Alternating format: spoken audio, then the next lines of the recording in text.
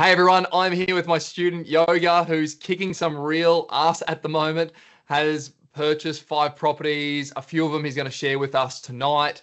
He is a young gun civil engineer based in Darwin. So thanks so much for jumping on tonight. Yoga, really appreciate it. Thank you, Adam. Appreciate it for the Awesome. introduction. Looking forward to it. Yeah, no problem. So Yoga's going to share 3 of his recent deals with us, which are renovation deals up in Darwin. I'll hand it over to him in a second, but I just want to highlight to everyone watching about what types of deals you can do, what money can be made, and Yoga's going to give us the good, bad, and the ugly on these deals. And you're going to be a real inspiration to a lot of people wanting to get started, whether you want to get started in a buy and hold, renovation, or development. I think there's going to be a lot of key takeaways. So I'll hand it over to you and we'll jump into it. Yes. Hi, everyone. Thank you for turning up. I would like to share my real deal in Darwin, Northern Territory. So in the last year or so, I purchased 3 properties that require renovations. So the renovation is fix up a dwelling of there's a double story and single level. So the renovation took about 2 to 8 weeks, and in total I've made about $114,000 of profits. Yeah, nice one. Thanks, Adam. Yeah, so my story is that I live in Darwin currently, and I work as a civil project engineer. And then I've started my property investment since about 2023. I purchased 2 properties in regional Queensland. And after that, I started investing my time in property flipping since last year. So I was influenced by a friend of mine to start the property investment. The first deal that I did in Darwin was that I purchased this double-story house. And then the purchase price was about $425,000. They advertised it, top of my head, was about close to mid 450. So found the property through real estate websites, and I negotiated with the sales agent at the time. The reason that the property was quite cheap was that there was no competition in the market, and then the seller wanting to do quick settlements. And then I've done my property feasibility. I was able to make profits out of it. So the property itself is 4 bedrooms and 2 bathrooms with a small pool at the back. And then my intention is to quick cosmetic renovations and add additional bedroom downstairs. Awesome. So just on this property, when you first saw it online, it was advertised at 450,000, you said, and you negotiated you negotiated over about a month a $25,000 discount. Is that right? Yeah, that about. Yeah. And so at the time, so you're in a market that's not like running hot, whereas properties are selling in a day. So you had time. Yeah. You had time to negotiate the price down fairly substantially. I did, negotiated, and then I was able. There was other buyers that was had put it in contract previous to mine, and then I think their finance fell through, so the other agent went back to me. Okay, so you were the runner-up, and I'm guessing you put it under contract at a cheaper price than the previous people. Yeah, that's normally what happens. So obviously it was a motivated seller. Were they living in the property? It looks like it was vacant. It's got nothing on the shelves. It was vacant. Definitely was vacant. It was an old elderly lady that lived in the property, and she just wanting to move out and live with her children down south. Yep, gotcha. So a lot of people say, or they're in disbelief that you can buy things under market value. So in this instance, you had a motivated seller, a contract had fallen over. This lady had already moved out of the property, so she just wanted it sold, and she wanted the money, and it was probably part of her retirement fund. Yeah, fair to say? That sounds about right. Yeah, definitely. And quick settlement. I heard you and mention quick before. settlement. Yeah. So what's Good. quick? Is that a 30-day settlement or is that 60 days? Here the average settlement is about 30 to 45 days. So I think she was happy with 30 days settlement. Okay, so quick settlement. Got it. I'll hand it back to you. Just wanted to just for those people that are looking at properties, whether it's on market, off market, to know a bit about how you get deals done, how you negotiate. If you can negotiate a discount, obviously that's favorable. Buying in markets that are a bit softer is definitely easier. And you've got the opportunity to negotiate, and you can make a lot of money buying under market value in these types of areas. Don't just think you have to buy in a hot market to make good money. Okay, let's move on. Yep. So with the purchasing structure for this property, purchase it under company, and so we went through First Mac lender because I was at my max borrowing capacity to go through the top tier bank, and then after securing the property deal, I messaged a lot of people in the Facebook group page to get money partners. So money partner essentially is someone who's willing to invest in the property. And then at this stage, I found a money partner that was willing to provide their fund to cover the renovation cost, and then the remaining cost was covered by me personally. Adam, you got any question? Yep, gotcha. No, that's pretty typical. It's what I have done with many renovations. You buy it under a company structure. Sometimes it can be a trust if you want to go down that path, but you bought it under a company. You've gone to a second tier lender just for residential finance, I'm assuming. Yeah. So maybe like an 80% geared loan. Yeah. You don't have to disclose exactly, but and then the renovation costs, because if you ask the bank for renovation cost money, they'll probably tell you to get stuffed. So it's easier to just fund the renovation with your own money. But one question I've got: why did you buy it under a company versus a trust? What was the main deciding factor for doing that? Well, I think as mentioned as advised by my accountant, is better to purchase under a company for planning purposes. The reason is that I do not have any family members that I'm able to share the profits with, so company structure was the best choice at that time. Yeah, and you got the company tax rate as well. So trading company, if you leave it in there, it's 25% tax on the profits. So it's a pretty easy one to do. Yeah, definitely. For those people that are listening, the advantage with a trust is you get capital gains exemption. So you get 50% cap gains discount. So there's some advantage to buying in a trust, but I've personally not done a flip in a trust, so I can't make too much comment about that. Or not one that I've flipped. I've done a renovation that I've held in a trust, but so not that you for flipping. Yeah, definitely. Nah, not straight away.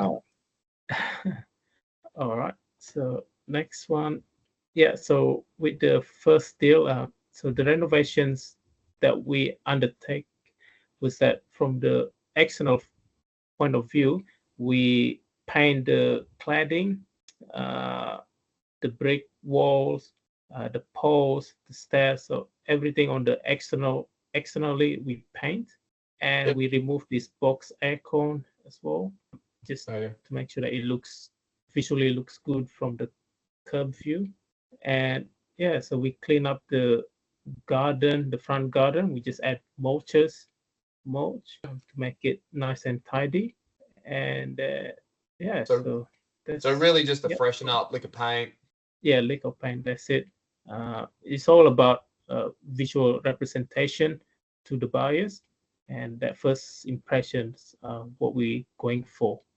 So when they see that the property has been renovated and has gone through lick of paint from the external point of view, we can get additional sales. So the next one is went bit of research and found out that possibly adding a fifth bedroom downstairs would yield additional equity. So because in Darwin we gone through a lot of cyclones, so the rooms downstairs we need to have a cyclone and needs to be it needs to be certified by structural engineers.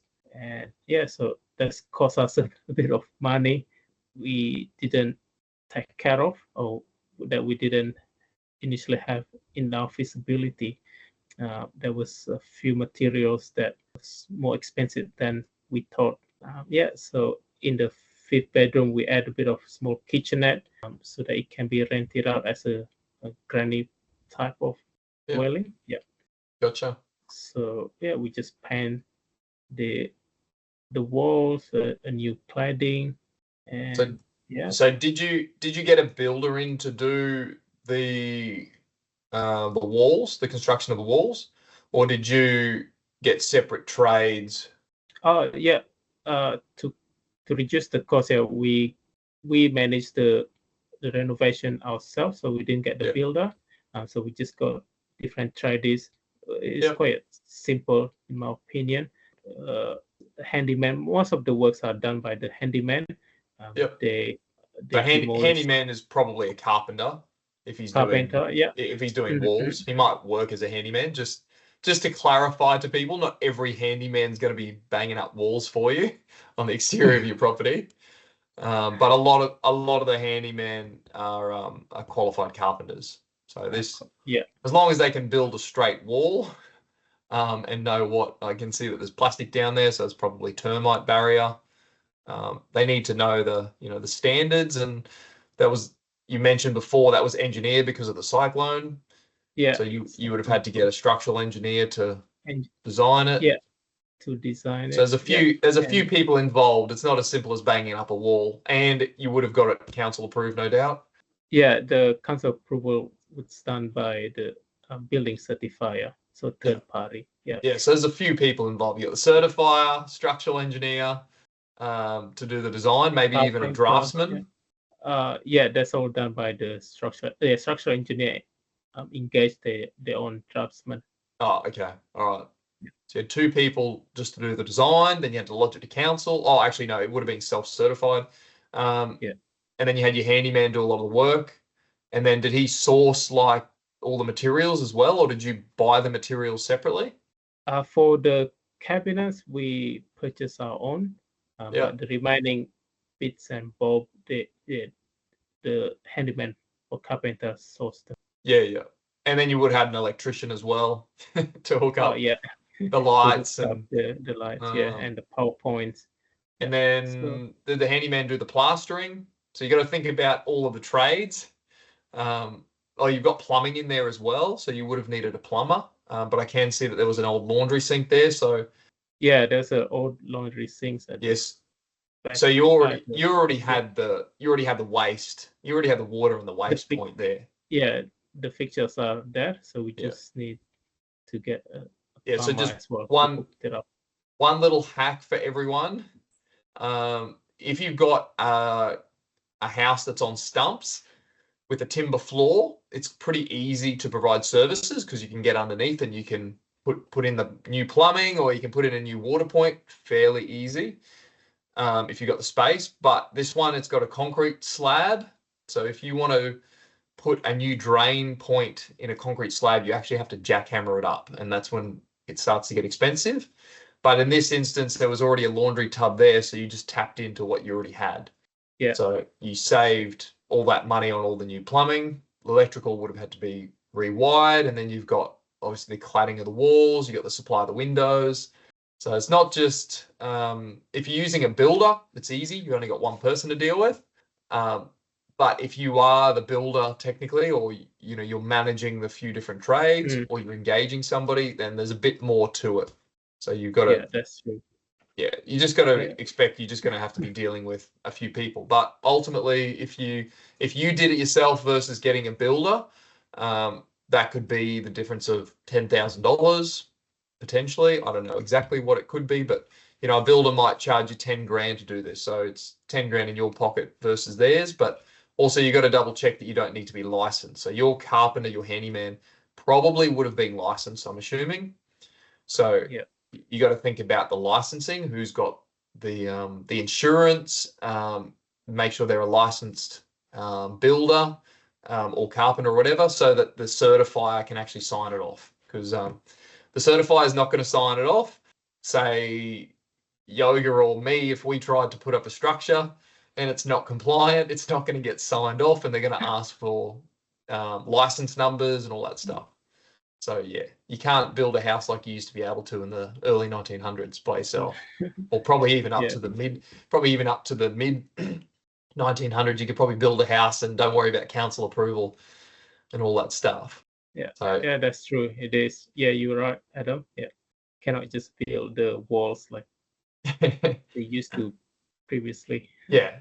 So yeah, definitely need to get approval and license, the correct license to do the work.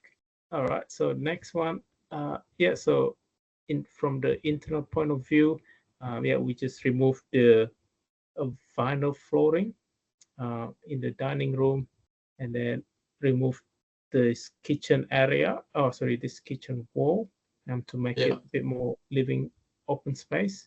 And then yeah, polish the timber flooring, paint the internal walls, change the light fixture to be modern, and yeah, that's pretty much it.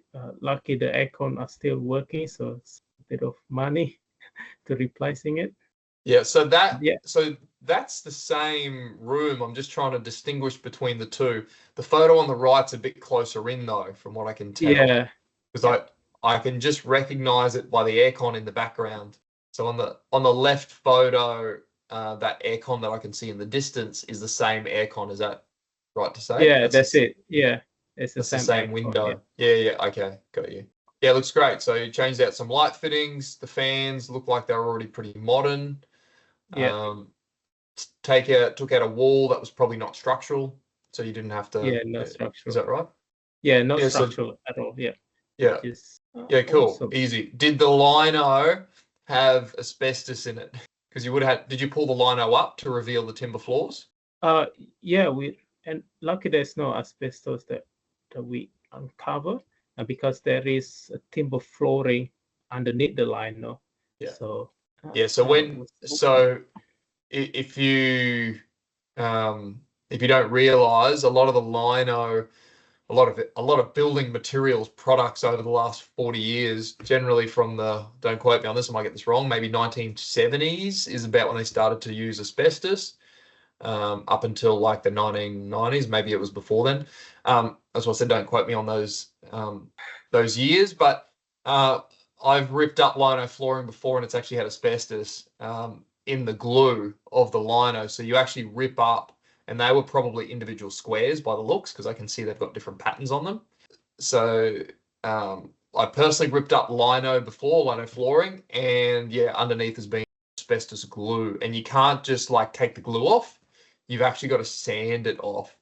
So you're sanding asbestos. Right. So just a little hack for you there. You got lucky with not having asbestos glue, or I think also it can be on the underlining of the lino, and the glue sticks the asbestos to the floor. So yeah, sometimes it's a bit of a nightmare, and in that instance, if it is asbestos, you just got to weigh up the cost. Is it worth ripping up all the lino flooring, or do you just leave it there and then just do a timber floor on top?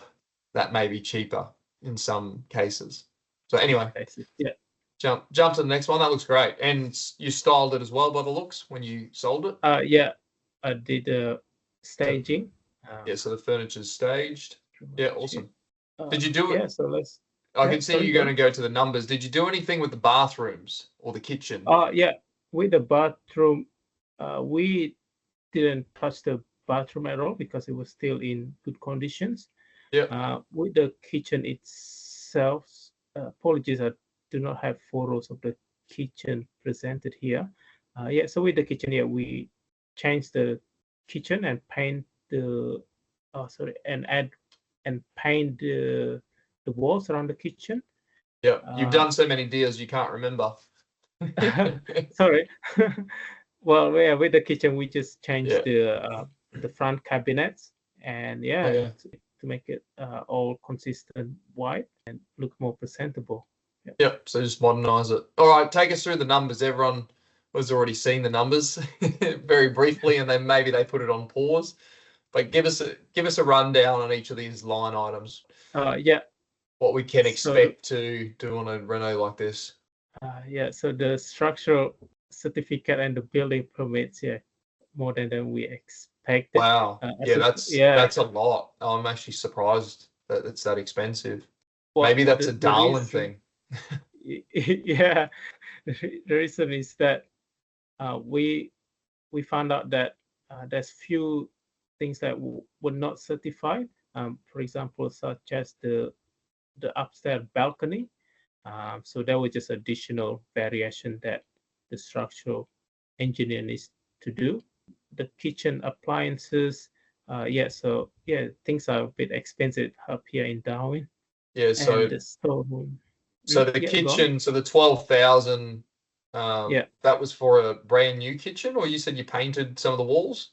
Oh, that's including the brand new appliances, brand new, Yep. the and also the demolition of the walls included. Okay, Uh, gotcha. yeah, storeroom rectification, which is what we call the fifth bedroom, that was expensive than we thought of. There is a bit of structural defects in the balcony and the timber flooring. I think the timber subfloor were defective, and it was deemed non-compliant, so we have to renovate it. So the next one is plumbing. Just Yeah, go on. just on the timber floors, did you know that at the time of the purchase? Did you know you had to rectify the timber floors? Like, did your building and pest inspector pick that up? Yeah, it did show that it is defective, but we did not know to what extent because it was covered by carpet. Okay. Yeah, So it yeah. was after you pulled the carpet up After, yeah, that that you realized. they realized there's Yeah, some yeah, the yeah. timber So flooring were yeah, defective. welcome to doing renovations. When you pull out a Yeah, wall and you don't know what's behind it, always. Sometimes it's good, most of the time it's not. yeah. Sometimes, yeah, definitely it is. It was a bit of nightmare. However, we just gotta keep going and finish the work. So next one is plumbing and electrical. Yeah, so the plumbing, they have to install a new gas pipe Yeah. because the previous one was a bit defective. Yeah, we knew it as well during the building, and we got a plumber to do the inspection before we purchased the property. And also the electrical works, yeah, there's a bit of rewiring needs to be done, Yep. and also installing the light fixture and Yep. the You've even got doors in there. I can see $200.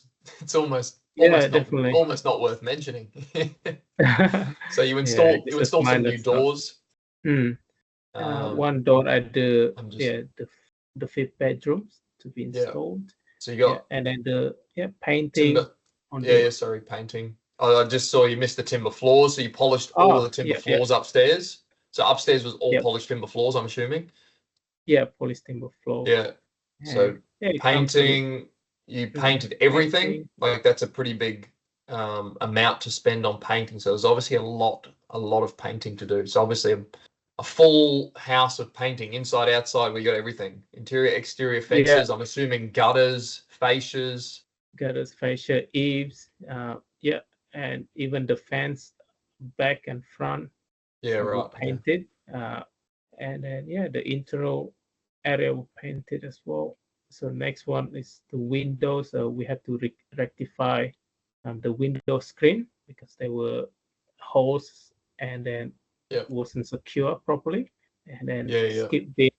yeah. We Yes, the yeah one thing that we most people forget about is all the rubbish you got to throw out. the rubbish. Yeah. I'm surprised your So skip then, bin bill wasn't higher. You must have cheap tip fees there. oh yeah, we engaged the bins. Yeah, if you go through by a company as ABN, is come back as cheaper than when it was residential, right?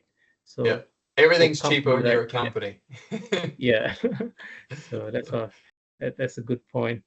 Create the company and then start engaging your traders. Definitely a big advantage. I also remember having my first property company, and I was like, sweet, I can The get window. company accounts. Next one is the blinds. Yeah, so that's I think about 15 blinds that we need to do. Yes. So So window definitely cheaper. furnishings, gardening. Gardening and landscaping. So the gardening and landscaping includes the mulch back and front. The area of the land is about 950 square meter on top of my head. So Okay, there's a it's lot big of block. big block. There's a lot of mulch that we need to cover, and then the grass. We were going to go with turf, but then we thought that be more expensive to do turf. So instead, we purchased these garden seeds, and then just let it grow. The pool maintenance, there was a bit of pool leaking in Oh, so the you had a pool in this house as well. Wow. yeah. So The pool maintenance. handyman was all your labor, all your labor Handyman. costs. Why was your cleaning bill so high? Well, that's including the pressure clean on the exterior pavement. Okay. Yeah. And you're a 2-level house as well, so you would have had to have level. We had some scaffolding there at some point. Yeah, we didn't have any scaffold. They just Or have maybe a trellis. ladder. Just takes longer. Yeah, it just takes longer. That's all. And it comes to about 101,000. That's more than we imagined. I think we budgeted about 85K. Yeah, So that's not too bad. Yeah. If you budgeted 85, you didn't do too badly. This was your first renovation you've done as well, isn't it? This is my first one. Yeah, I mean that's pretty good going. If you budgeted 85 and you're only at 101, that's a lot better than my first. In the near future, I don't think so. I'll be going through the structural renovation again because you just never know what you covered, and then just too many unknown factors. Yeah, this time I'll stick with the cosmetic renovations only, such as painting and tidy up. Much easier to handle. Yeah. All right. So the overall visibility for deal one. So purchase for 25K. Renovations 101K, and then building and termite and building reports when purchased about $900. Yeah. Do you have any question, Adam, in regards to this feasibility? No, I think the main thing people want to know, really, or when they're looking at a property, and I think we'll cover the individual costs, because if you haven't done a renovation or you haven't transacted many properties, there's a lot of costs you forget about, or people like, oh, you bought it's on the surface, top down, you bought it for 425,000, you sold it for 620,000, so that's $200,000 difference, and you spent 100,000 on the reno. So you can see the profit is 30,000 there. So let's just high level numbers. So you've got 620 minus 30 grand. I'm just rounding up. So you got 590,000, and then minus 100,000 for the renovation costs. So you're down to 490,000. So you basically got between 490,000 and 425,000 of other expenses. So you got, what's that, $65,000 of other expenses that most people wouldn't account for. And these are the other expenses, like just down the list, what you've listed there: termite, building report, stamp duty, legal settlement, water and electricity, that would be the adjustment, insurance on the property, council rates, you got bank interest, mortgage broker, commission, so it was obviously the engagement. Then you brought in a money partner. So if you don't have all the cash yourself, but it's opportunity costs. So, you might have had to pay the money partner 7,000. But if you had to use your own money, then it's opportunity costs if you had that money available. Then you got the loan agreement with the money partner. Then you got termite and building reports on sell. I'll get you to sell, explain what that is in a second. Then you got the marketing costs, so you staged it, so you got the staging furniture. Then you got the agent costs on the way out.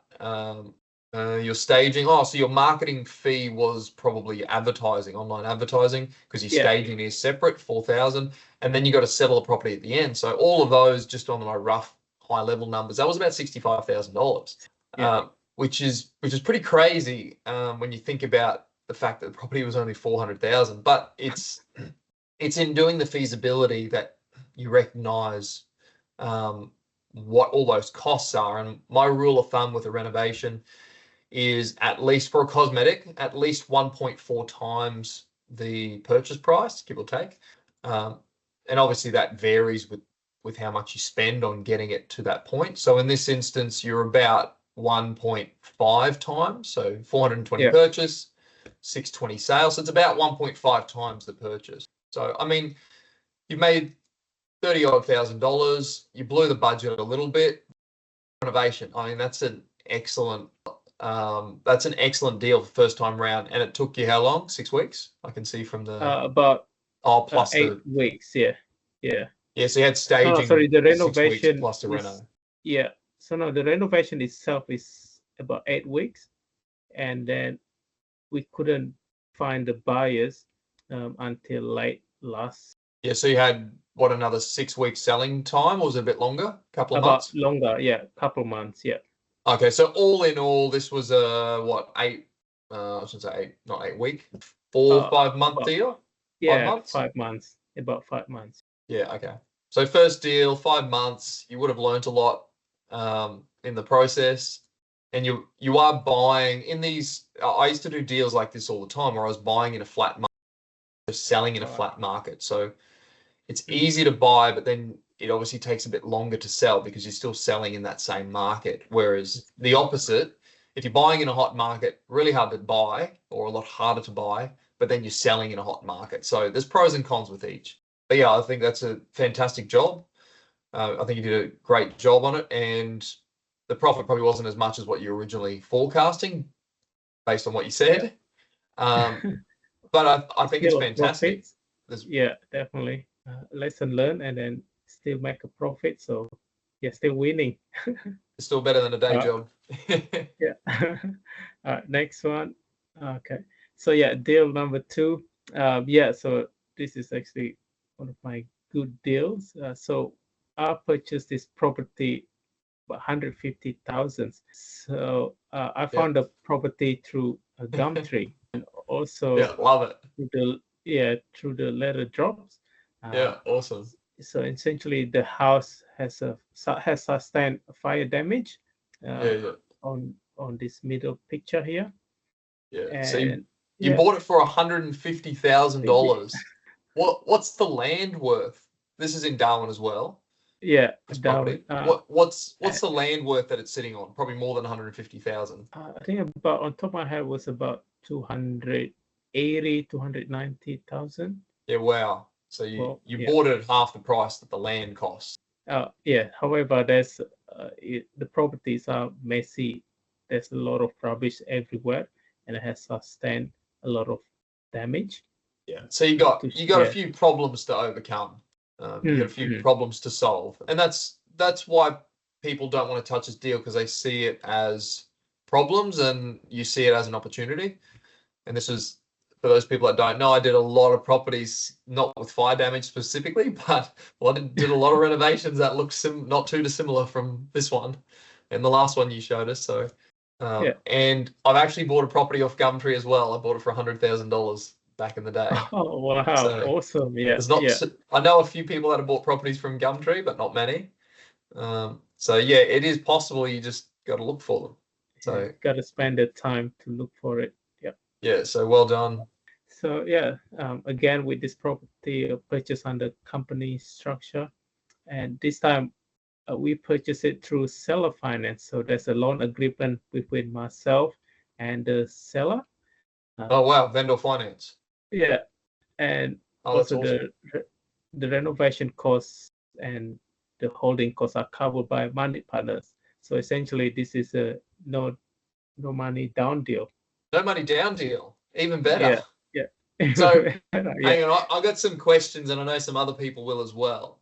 And if I haven't asked you the questions that other people want to ask, feel free to put them in the comments or wherever we're posting this video to.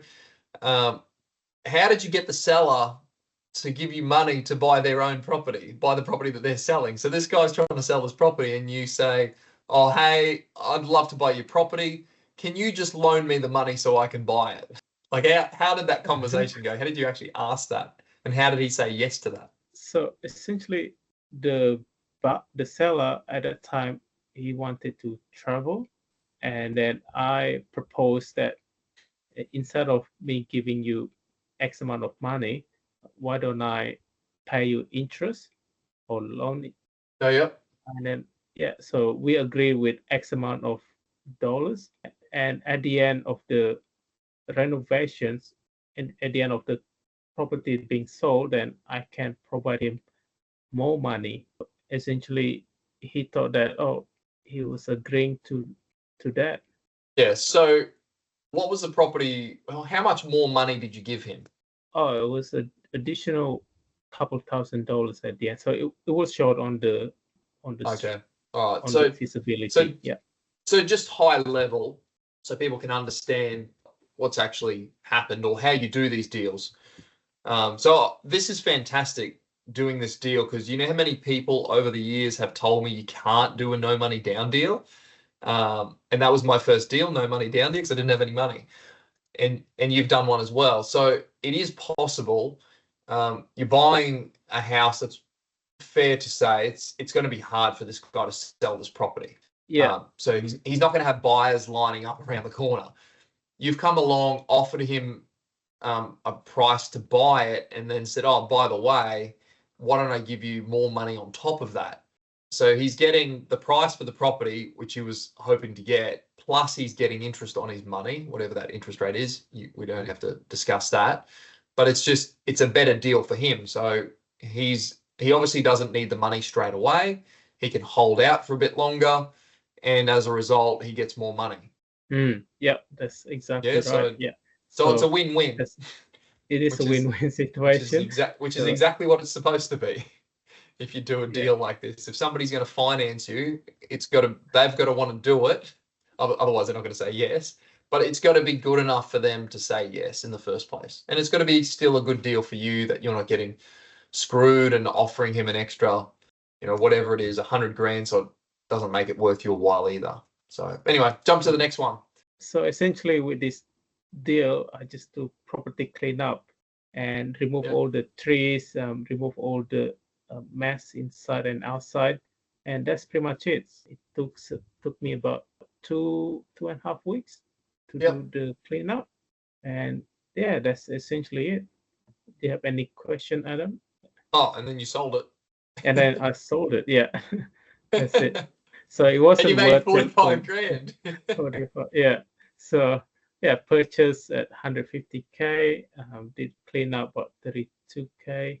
Stamp duty. Oh wow! So there was a lot of cleanup to do, wasn't it? Yeah, definitely. The main cost was cutting the trees around the properties. That was quite expensive, but that's all good. And then seller finance. Money partner interest, marketing costs. Okay, so just to the point of paying this guy more money, the seller, that is, guy, girl, whether it was a female, male, the seller finance interest. So you only paid him an extra 5 grand more. So he financed the full 150,000. Is that right? Yeah. What deposit did you give him? Did you give him $1,000 deposit? Oh, actually, I gave him. On top of my head was about 30K. No, sorry. I put $1,000 deposit. However, at the settlement, I gave him. I gave them about 30K fee, so that they can start travel around. Okay, got you. And that came from a money partner. And then that came from the money partners, because we're talking about a no money down deal here. That's fantastic. That's really good. Well done. So you settled it, you bought it, you paid the seller interest. He was happy because he gets an extra 5 grand. You got another money partner. They get nearly 5 grand of interest as well for a 4-week loan. and then you sell it at the end. Who did you sell this property to? Probably another renovator to fix it up. Is that? Yeah, the buyers, yeah, they wanting to fix the house and then live in the house while Yeah. So doing it. Yeah. So why, and people are probably going to ask the same, or be thinking the same question, why did you sell it and not continue the renovation? What made it more worthwhile for you to sell it just after a clean up versus finishing the rest of the renovation yourself? So the main reason is that I didn't want to go through the renovation because there was just a lot of hidden defects that I'm not too sure what I'm going to find with defective property, and didn't have the capacity at that time to oversee the renovations. So my quick strategy is that let's just clean it up and then let's see if there's buyers willing to pay for it. Yeah, okay. And the backup would have been maybe to do the renovation yourself if you had to. Yeah, if I had to, yeah, that's true. You've just holistically, you've bought a property that was the ugly duckling that nobody wanted to touch because it had too many issues, too many problems with it. Yeah. You did a quick fix up, clean up, put it back on the market, sold it for more money. Happy days. You got in and out. You're done. Take the money off the table. There's probably still money in it for the next guy, hopefully. And they can do the full renovation. So yeah, fantastic deal. Yeah. Awesome. Looking forward to it. All right. Next one. Yeah. So this is deal number 3. Purchased the property 375K and found the property through domains. The property, 3 bedrooms, 1 bathroom with a pool at the back. Yep. And this one's in Darwin as well. It's also in Darwin. Yep. And the reason we purchased it undervalued because the agent did not advertise it real well. Yeah. There was a few buyers put it under contract. However, there was issue with the property not being messy. Oh, sorry, the property has a bit of issue, not structural issue, but just cosmetic issue that the previous buyer didn't want to undertake. So I'm happy to purchase the property at the right price. Well done. So what would this property have sold for had it been marketed correctly? I think the seller would receive it about 430K if it was marketed correctly. Yeah. So 55 grand under market value, fair to say? Value, yeah. Okay, awesome. The purchasing structure for this property, we purchased under company, purchased through a Liberty lender. It's a commercial lender. So Liberty Financial, I think, is the lender you're referring to. So second tier lender. I think I might have done a loan with them a long time ago. But they're pretty big as well. They're quite a substantial lender. So did you go with them because of serviceability? They had easier serviceability criteria? Yeah. Yeah. They have easier serviceability. And the remaining costs such as the deposit, renovation and holding costs were covered by money partners. So this is again awesome. No money down deal. Yeah. So I didn't have to use my money for this. Yeah, nice. Property. So you used your serviceability. You've got a job. You're an engineer. You used your serviceability to get the loan. With this Liberty Land Finance, we didn't have to show our serviceability because it's a commercial loan. Okay, gotcha. Yeah. Okay, but you went and sourced the loan. Yeah, went and sourced the loan. Yeah. So you got the loan at, I'm guessing, 80% loan to value ratio, 80% LVR. You didn't have to show serviceability. So how did you get, just out of interest, because I've not done a commercial loan on a residential property personally, how did they assess you? Did they just look at or assess the loan? Did they just look at the value of the property? Yeah, they look, the main thing, and they capitalize the interest? Yeah, no, I still have to pay the interest monthly. Okay. The first thing, they look at the value of the property, and then we need to have this. And secondly, we need to have clear exit strategy. So essentially, sell the house Okay. So it put was it into rental market. Yeah. Yeah, it was more a project loan. It was more like a development loan. Right.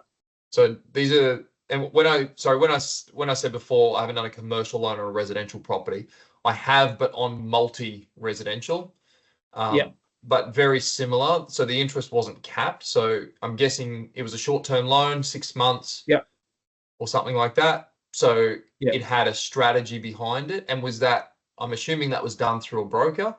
Yeah, has to go through a broker. Yeah. Yeah, so maybe one of mine or maybe somebody else. So the positioning, just so like people listening, because this isn't a typical loan by any means, especially for this type of property. The positioning of the loan to the bank needs to be done in such a way that it would have been pitched to them as Yoga is a professional renovator or developer. It's very similar. Renovation developments, it's very similar principles. So you've been positioned as a professional renovator. This is your third deal, so now you're starting to build some momentum. And they would have positioned it in a way that this is a project that's going to take, let's say, 4 months. We need a loan for this period of time, and they would have probably given the bank the financial feasibility and shown that there was whatever upside in it. I'll let you disclose that soon. And that's how you get a loan of this caliber approved. So where you don't need to show serviceability, in other words. And you would have paid a bit more of a premium for it. So instead of a 6% rate, it might have been 8%. I'm just speculating. So you might have to pay a bit more money for the loan, but it's a difference between doing the deal and not doing the deal. So you just got to factor in the cost. And then the rest of the money was money partners. Yeah, so, that's true. Awesome work. So no money down deal again. All right. So with the renovation works, we just did a quick cosmetic renovation. Just paint the eaves. I was going to say it looks almost the same. Yeah, almost the same. Yeah. Well, the live picture, it was marketed quite badly. Yeah. Other than the photo looks quite dark on the left. Yeah, for darker. Yeah. Essentially we just clean up the yard, make the trees look more green. Yeah, more green. It's just quick cosmetic renovation. That's the image quality. So you did some works to it. I can see the grass has got a bit more green to it. There's less trees hanging over the house. So there's obviously been some tree work done. But like you said, it was marketed poorly. Obviously, they got a free photographer out. Probably they got the photographer from Gumtree. And when you see bad photos, when you see a property advertised that's got bad photos, they're normally the ones you go after. Yeah, you can negotiate with them quite substantially. If you see really nice photos and it's really well marketed, it's not normally going to be a good buy. So you've repositioned it so that it's been marketed properly, which is key as well. Awesome. All right. So next one. Yeah. So with the pool, so we just clean up the pool. Yeah. So it looks green in that first photo. Yeah. It hasn't been maintained for a while. Yeah. And trim the trees just to make it more. Yeah. So that first marketing photo, I'm assuming that was the listing photo. Yeah, there was a used. That I can't even really tell what that is. It just looks like a pool next to a shed. So again, these are the ones, if you see like some poor photos like this, and they've taken it like right in the sunlight. So the photo on the right looks like a totally different house. Yeah. Taken by a professional photographer. So don't skimp on photography. Spend an extra $200 getting a proper photographer out. Don't try and do it yourself. Yeah, definitely. Because it'll cost you 20 grand in the end. I'm loving the image on the left. So that's my image I took on my phone when I did my feasibility. Okay. That's your image, not the marketing image. Okay. All right. Yes. So essentially, don't get into photography. stick with renovating. Stick with renovation. Yeah. Don't give up. Essentially, on. Tell with us this what deal, did you do to yeah. this kitchen? The door handles look Yeah, new. yeah, the door handle looks new and new. We paint the kitchen, paint the cabinets, paint the bench top. Okay. Yeah, and that's pretty much it essentially. Oh, add a new lighting and Yeah. fan, new So, timber flooring. oh That's yeah, the pretty much, flooring's new yeah. as well. Is that Mm. hybrid or is it lino flooring? It looks like it's hybrid because I can see the skirting around the edge. Uh, no, it's what's the other one called? Is it? It'll be floating timber Laminate. floors. Yeah, laminate timber floor. Okay. Yeah, but it's a Yeah, floating laminate timber flooring by the looks, yeah, because you got the floating. skirting, you got the skirting around the edge. Uh, So just with the kitchen, just to stop you on that point. So I've personally painted, not personally, not me, but I've done yeah, renovations where I've had somebody paint kitchens for me, bench tops, cupboards, exactly what you said, and they've turned out fantastic, and it costs $300-400. Um, what paint? We actually ended up using a specific 2-pack epoxy paint in the end. What paint did you use, for people that are interested? And what's the longevity? Like, if you're going to paint a kitchen, how long is it actually going to last for? Do you pull the cabinets off and paint like the front and back, or do you just paint the front of it? yeah. So what I did is my handyman just paint the front, Yeah. so it does not need to pull the cabinet. And we use a specialized paint from Dulux. I think it's a two packs as well. It's probably So the same one I used to use back yeah, in the day. and yeah, I think they last quite long. So it hasn't Yeah. been definitely can't tell the difference between paint or new cabinet. So yeah, Yeah, very similar. Yeah. It's like a very 2-pack similar. epoxy. It's a pain in the butt. The painters don't like it because it's really hard to put on. But it's like an enamel finish, so it's quite thick. You Yeah, can't just scratch it off. yeah, that's true. Yeah, so So yeah, happy with it. it does have some it will last a little while. It's not going to last as much as a new kitchen, but it's it'll still last you, and if somebody takes a dint out of it, you just repaint it. Yeah, that's true, Adam. Yeah. Uh, You didn't replace next any of the one. appliances? No new appliances or anything? Yeah, with the appliances, no, this good thing they're still working. So the oven, the stove, and the range hood, yeah, they were still in good orders. So Yeah. yeah, I saved a bit of I know money you're gonna with that. I know you're gonna tell us this later, but just Yeah. ballpark, how much did this kitchen renovation cost you? So take out the flooring, just like to go from, and it's a bit hard to tell in the left photo, but to go from a kitchen that looked tired to a kitchen that looks new and fresh, like what did you spend to get it to that point? Probably $1,000? That's my guess. No, sorry, more than that actually. I think couple thousand. Couple of So thousand. I Okay. yeah, I got 'Cause the quote for the paint inside, outside. They all as a lump sum. So okay, and you did the light yeah, as well, yeah, which I forgot about. and Yeah, so so you yeah, basically did a whole kitchen makeover for $2,000 versus thereabout. having to rip it out and redo a new kitchen. And you're in Darwin, so your prices are going to be more expensive than what probably most people Definitely are more used to. So expensive. a new Yeah, kitchen would be what, $20,000?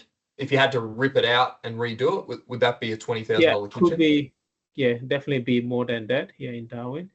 Oh, so even more Yeah, than 20,000. even more than Wow. Okay. All right. So you've done it so at less than a tenth of the price. and price. Yeah, and No. it looks great. That's the main thing. Yeah, and I'm sure it's Yeah. acceptable to that market as well, is the other key. You're not going to do this in a multi-million-dollar house. No, Actually, definitely. you'd be surprised. You'd be surprised. You might do it in a multi-million-dollar house, but anyway, jump to the next one.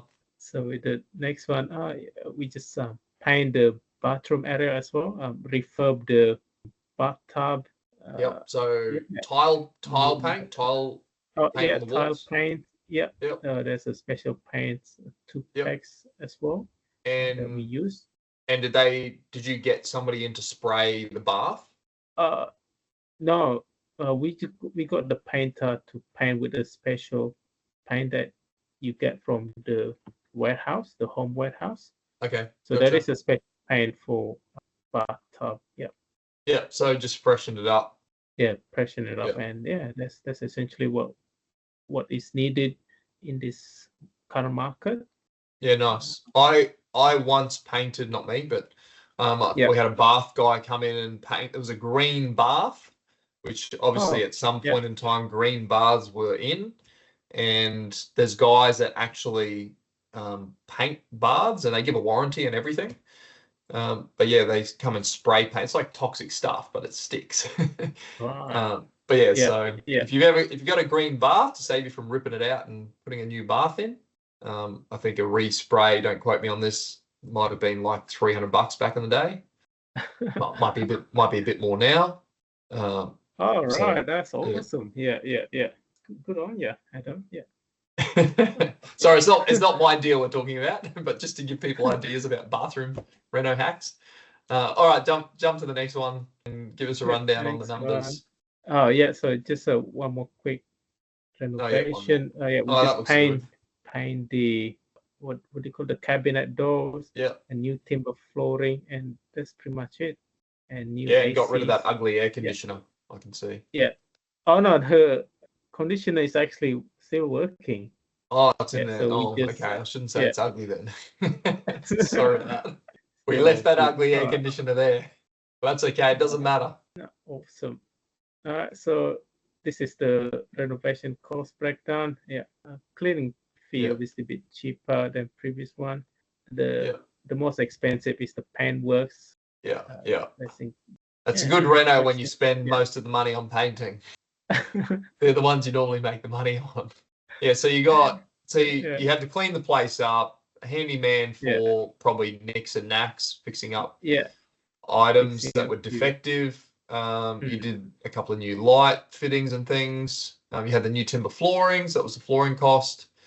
You trimmed all those trees, fixed up the garden, so tidied it up. And probably the pool's probably in that as well. The pool as well, yeah. And then you painted everything. So a few bits and pieces outside, and then you obviously did all interior, all new paint, I'm guessing.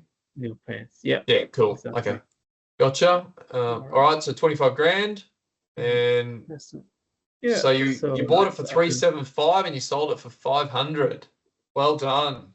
Yes, awesome. Still making profit, so that's what we did to aim for. Yeah.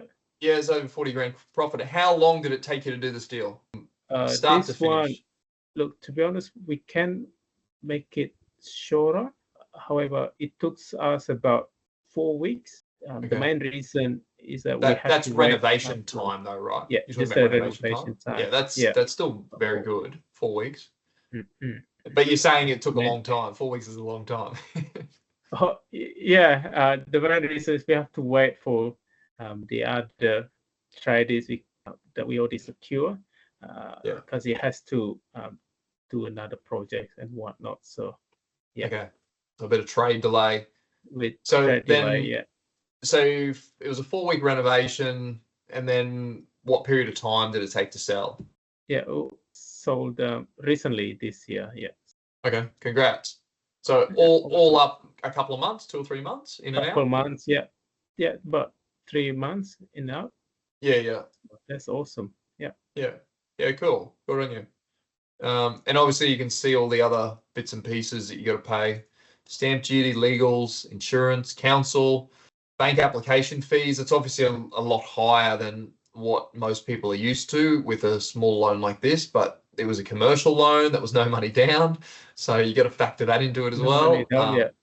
The interest is higher as well, and then you had money partner interest, termite and building report, sale costs, and then settlement at the end. So it's just part of doing cost of doing business, the cost of flipping the property. Yeah. So if you didn't have, like, just from somebody else, if you've got the money sitting in your bank account and you don't need a money partner and you don't need to go to a commercial loan, there's 7,000 plus 8 plus 6. So what does that add up to? 15 plus, so 20. There's about 22,000 of costs there. If you did it in cash, of course, but for most people, they're going to still need a loan. So you might be able to save half that, Yeah. 10,000, Half of that. maybe 15. So if you're using your own capital and you don't need a money partner, there's obviously some upside, but the return on capital for you, Yoga's a bit better than obviously the money partners, but you're doing the work. You're physically doing the work. If you're a money partner, you don't want to be doing the work. That's the whole purpose of being a money partner. You're just chilling on a beach somewhere. You've made your money. You're cruising around. So yeah, it's a good deal for you. You've made some good money out of it. You've had to hustle and get the work done. And the money partner, he's chilling on the beach and he's making good money, lending the money into a project. Yep, that's it. Yeah. Oh, awesome. Yeah, okay. Cool. That's everything? Oh, no, you've got wrap up. No, there's more. Yeah, the wrap up. Yeah. So what went well? Well, obviously, first you made money. Enjoy making the profits. Yeah, making money. Yes. That's the main thing. Being able to utilize someone else's money, using money partners to fund the projects, and that's very surprising. Find a deal through letter drops and the likes of Gumtree as well. You never know where you can find a deal. We're able to negotiate the property price contract using the building and pest reports as evidence. So that's handy to have. And we request an early inspection so that our traders can firm up the quotation before settlement. Definitely something that's very important. Yeah, cool. And the next one is lesson learned.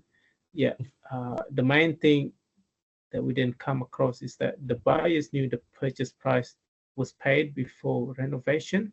So at the end, when we were about to sell the property, they tried to negotiate the price lower than what we're trying to sell for, because obviously they don't see the value in the property, in the renovation that we did, and there's no market competitions as well that drive the demand for it. And next one is make sure we always need to firm up the final sale price with different sales agents, and then also do feasibility check, obtain multiple quotes instead of working with an hourly rate. That's the first lesson that we learned in our first deal. The handyman or the carpenter wouldn't be able to give us a lump sum quote with the works that they did on the timber flooring. So we have to go through with the hourly rate. So at the end, it's kind of win-win situation. We overcapitalized on the renovation costs and the budget blowout on the first deal. I can relate to that. Yeah. And lastly, try to track the budget weekly. Sometimes you feel like you spend more than what we anticipated. So just be mindful of it.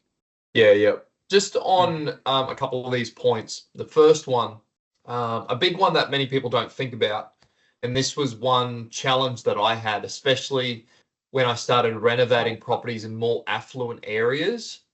Because the data is so available to everyone now, as in the old sale price is so available, anyone can just look up the address and it comes up.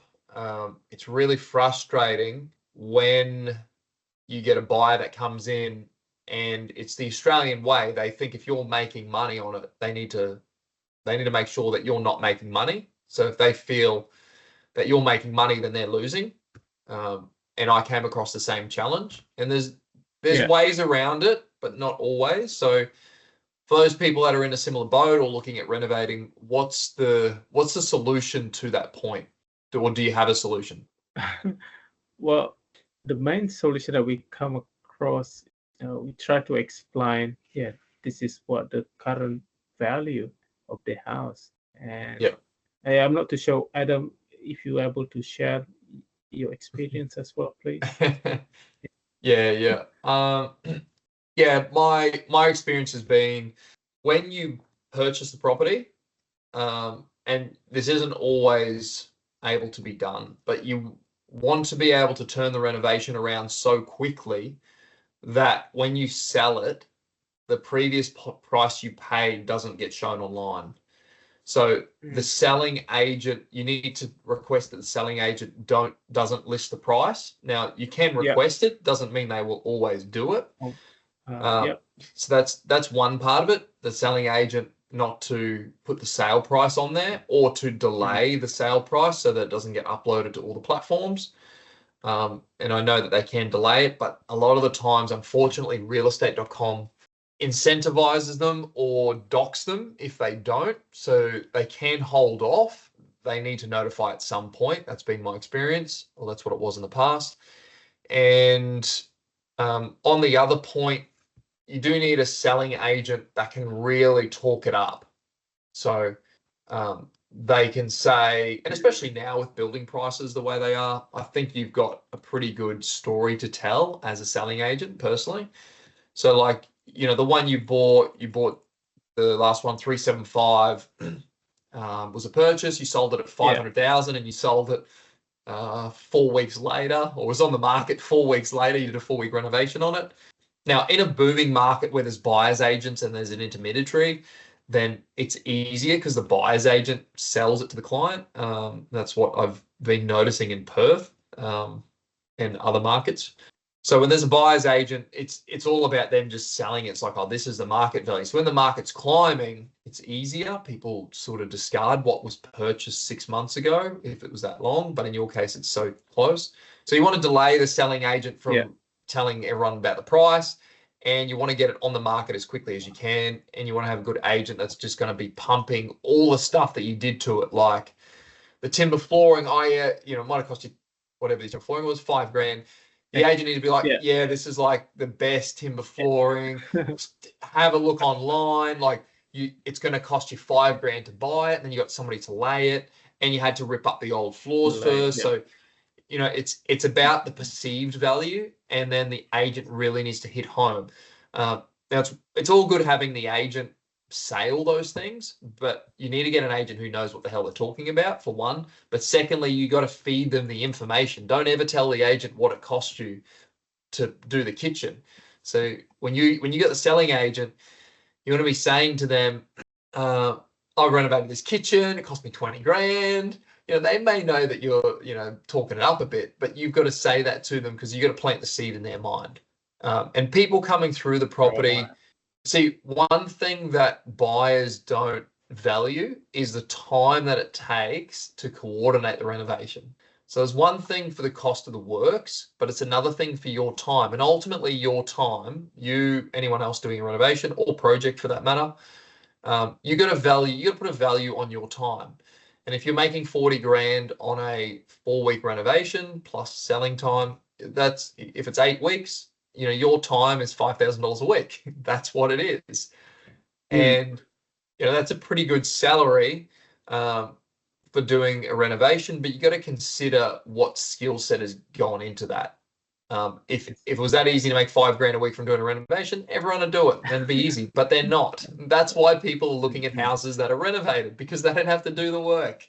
So you're solving somebody's problem. That's my 2 cents on that. I didn't mean to waffle that long, but that's my solution to those. And in the end, to be perfectly frank, I actually ended up getting shits with those, and I ended up just doing bigger projects where people weren't guessing about how much I'd spent.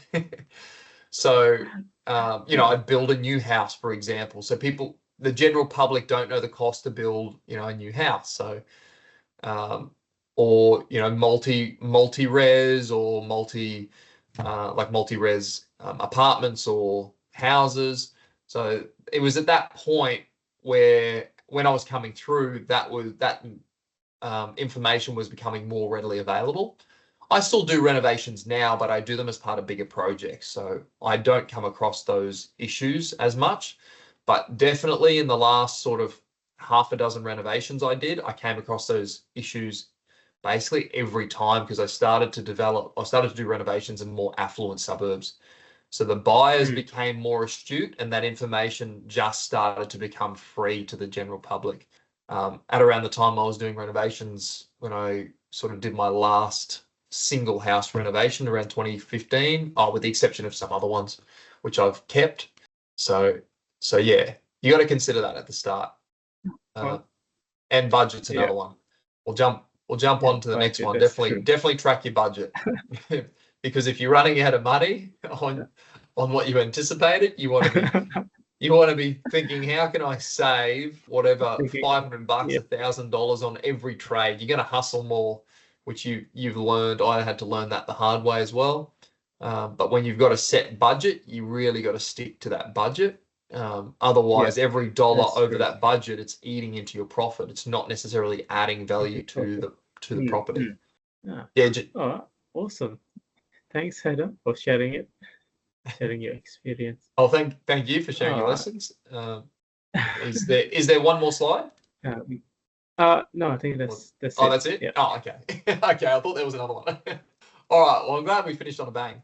All right, thanks so much, Yoga, for sharing those deals with us. I'm sure everyone's got a lot of their own learning lessons, maybe a whole heap of questions to ask you. And if you guys want to leave them in the comments, we will hopefully try and answer them all. Otherwise, we might do a sequel video if there's specific questions people want to know. And Yoga, if you're happy to, you can put your details below as well. And if people have a deal they want to do with you, whether it's a money partner or whether they want to sell a property, or just ask you some general advice, you never know where the conversation's going to go. We'll might put your details below, subject to you saying that's okay.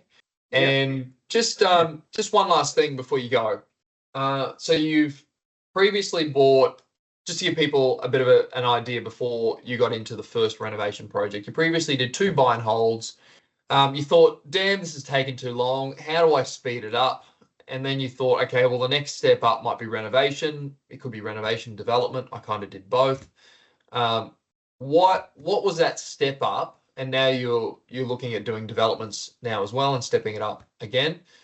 That step up for you and for other people listening, what was the biggest key to actually going, okay, well, I've done the buy and holds, they're taking too long, or whatever you thought, let's do something else? What was that moment, or that either aha moment or let's do something else, what else is there moment? Like what was that? Just give us a quick picture on what that looked like and what drove you to do it. The main driver that I'm doing property flipping and now looking into property development is that I would like to achieve financial freedom, and I think one way I can achieve that financial freedom is property markets. I saw a lot of your posts, Adam, that you've been sharing freely about property development, and got me thinking, okay, so if other students have done it, I can also do the same, and then able to achieve the goals that I have desired. So also as simple as that. Set a goal. Exactly. And set a goal, do my course. Set a goal. Done. And and take action. That's another thing.